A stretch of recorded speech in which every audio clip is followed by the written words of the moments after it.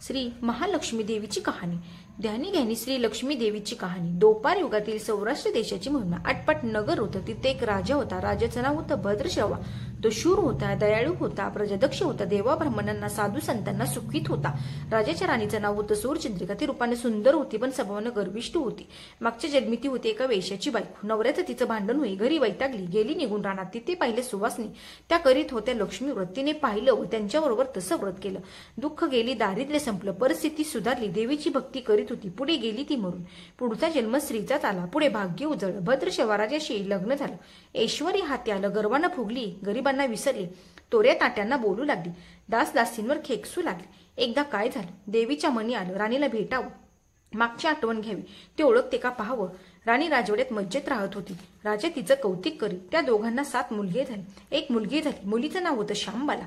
एके दिवशी अचानक देवीने म्हातारीचं सोंग घेतलं. फटके वस्त्र लिहिली, हाती काठी घेतली. आधाराला हळूहळू पावलं टाकीत राणीला भेटायला वाड्याशी आली अन अरोळी दिली. आहे का कुणी घरी, घालील का कुणी घास. दासी आली बाहेर. म्हातारी दिसली समोर. तिने विचारलं, कोण ग तू, कोठून आलीस, काय काम काढलंस, तुझं नाव काय, गाव काय, काय हवं आहे तुला. म्हातारी सांगू लागली हळू आवाजात, तसाच खोकलाही मधून मधून. म्हातारी म्हणाली, माझं नाव कमलाबाई, द्वारकेहून आली येते राणीला भेटायला. कुठे आहे या राजाची राणी. दासी म्हणाली, राणी साहेब आहेत महलात, मैत्रिणीशी गप्पा मारतायत. त्यांना सांगितलं तर मलाच रागवतील. तुला कशा भेटणार त्या. तुझा अवतार पाहून तुझ्यावर खेकसतील, ऊन बोलतील. मैत्रिणी तुला असतील. तू बस इथे आडोशाला. थोड्या वेळ मैत्रिणी गेल्या की सांगते त्यांना. म्हातारीला राग आला.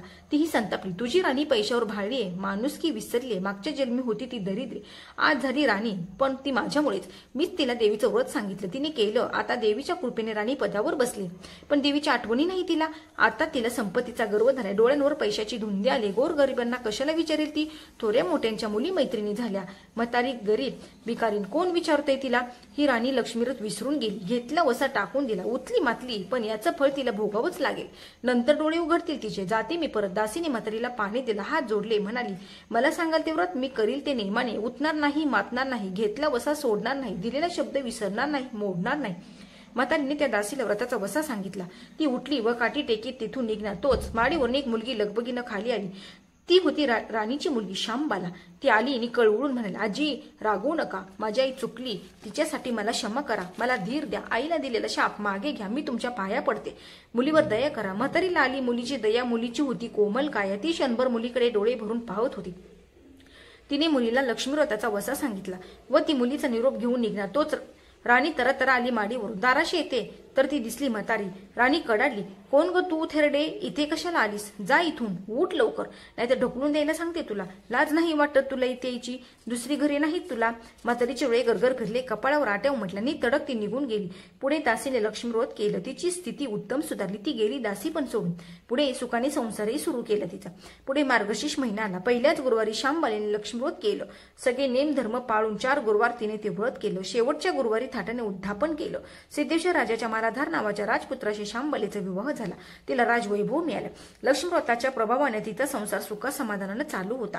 पण भद्रश्रवा व सूरचंद्रिका राणी यांना हळूहळू वाईट दिवस दिसायला लागले. शत्रूने भद्रश्रवाचं राज्य लुबाडलं. सूरचंद्रिका राणी होती ती स्थिती बदलली. भद्रश्रवाला फार वाईट वाटे. राणीला रडू कोसळले, पण करणार काय. एक एक दिवस चिंतेने उगवत होता तसाच मावळत होता. राणा मनात हिंडून कष्टाचे दिवस ती काढवत होती. भद्रश्रवाला वाटलं मुलीकडे जावं, तिला पाहावं. तो एकदा तिच्या घरी निघाला. चालून चालून दमला होता. नदी तीरावर विसाव्यासाठी थांबला. राणीची दासी नदीवर येत होती. तिने भद्रश्रवांना पाहिलं, ओळखलं. परत लगबगीने गेली. राजाला बातमी सांगितली. मालाधाराने माणसं पाठवली. पाठवला. श्वशुराने घरी आणलं. मान सन्मान केला. नवी वस्त्री दिली व गळ्यात हार घातला.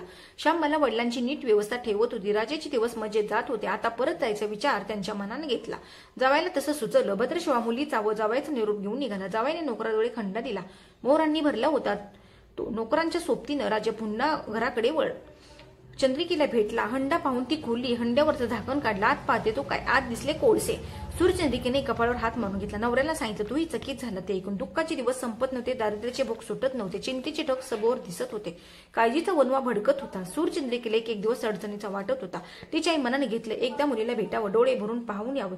आपल्या नशिबाचे भोग आपणच सोसायला हवे. दुसरे करणार काय. एका गुरुवारी ती घरून निघाली. मुलीच्या गावच्या नदी तीरी बसली. अगदी दमून गेली होती ती. त्यावेळी एक दासी नदीवर आली. तिने राणीच्या आईला ओळखलं. ती महाली गेली. राणीला बातमी दिली, तुमची आई नदी तीरावर बसलीये, खूप दमलेली दिसली, तिला आणायला पाठवा कुणीतरी. श्यामबालेने रथ बोलवला. आईला घेऊन यायला सांगितलं. आई रथात बसून घरी आली. श्यामबालेने पाहिलं. आईला तिने प्रेमाने मिठी मारली. मुलीच्या घरचे ऐश्वर्य पाहून तिचे डोळे तृप्त झाले होते, पण तोंडातून शब्द फुटत नव्हते. आईला स्नान घालायला सांगितलं. मग पैठणी नेसायला दिली. गळ्यात सोन्या मोत्याचे अलंकार घातले. आईचे रूप उठून दिसू लागलं. दुपारची वेळ झाली. श्यामबाला लक्ष्मी व्रताचा वसा करीत होती. लक्ष्मी देवीच्या भक्तिभावानं पूजा करीत होती. आरती झाली. धूप दीपांचा वास दरवळत होता. श्यामबालेचा उपवास होता, तोही ती कडकडीत करी. अगदी निराहार राहून आईच्या जेवणाची तयारी झाली. तिने आईला जेवायला बोलवलं. आईला मागच्या जन्माची आठवण झाली. ती लक्ष्मी व्रताचा वसा करीत होती. लक्ष्मी देवीच्या कृपेने ती राणी झाली होती. ती म्हणाली, श्यामा, मी पण जेवत नाही, मीही तुझ्याबरोबर उपवास करीन. श्यामा ठीक आहे म्हणाली. मार्गशीर्ष महिनाच होता तो. चारही गुरुवार मुलीने केलेलं व्रत तिच्या आईने पाहिलं. ती भक्तिभावानं नमस्कार करीत होती, उपवास करत होती, सर्व दुःख दूर व्हावीत म्हणून प्रार्थना करत होती. महिना संपला, घरी जायचा विचार चालला. तिला पोहोचवायला श्यामबाला बरोबर गेली होती.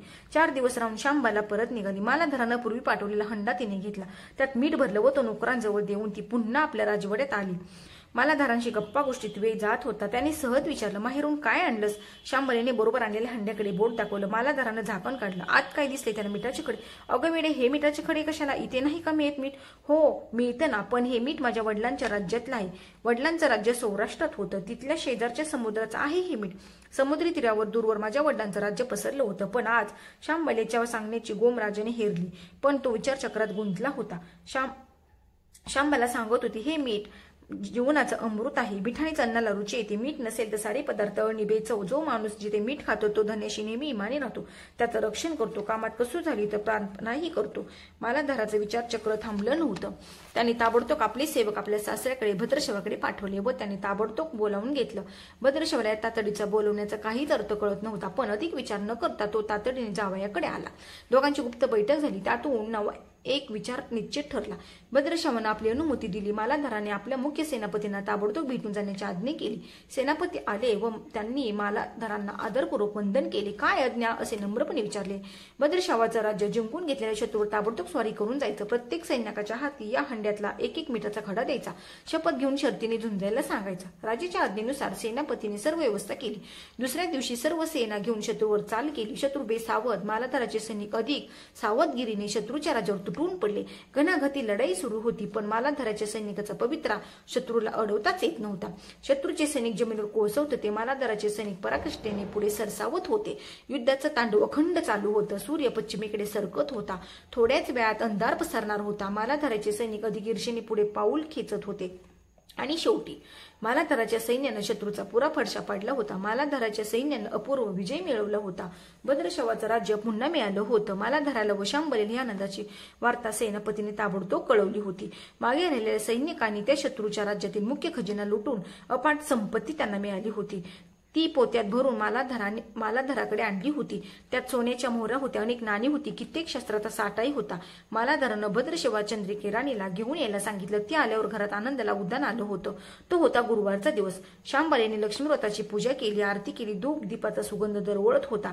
तिने व तिच्या आईने उपवास केला होता. रात्री देवीची आरती झाली. देवीला नैवेद्य झाला व सर्वांचं मिष्टान्नाचं जेवण झालं. मार्गशीर्ष महिन्यातला हा शेवटचा गुरुवार होता. लक्ष्मी व्रताच्या शेवटचा दिवस. या मंगल मुहूर्तावर मालाधारानं भद्रशवाचं राज्य त्यांच्या स्वाधीन केलं व या व्रताची खरी सांगता झाली. राजा राणी परत आपल्या सौराष्ट्रात आली. सूरचंद्रिकेने पुन्हा महालक्ष्मी व्रताचा वसा घेतला व तो आज जन्म पाळला. घरची स्थिती पुन्हा पूर्वीप्रमाणे सुधारली होती.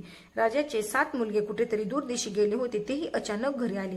त्यांना पाहून आई वडिलांना जो आनंद झाला त्यांचं वर्णन शब्दात सांगणं अगदी अशक्यच. श्री लक्ष्मी देवीच्या व्रताचा अपूर्व अनुभव राजा राणीने पुढे सतत घेतला. त्यांचे जीवन सुनिश्चित झालं. दुःखाचं वादळ पूर्ण थांबलं होतं. सुखाचे वारे सर्वांना सुखवीत होतं. अशी ही साठा उत्तराची कहाणी सर्वांनी वाचावी, ऐकावी व लक्ष्मी देवीच्या कृपेने त्यांचं घर सदैव फुलावं अशी 5 उत्तरात संपूर्ण करून सर्वांनी देवीला वंदन करावं ही प्रार्थना.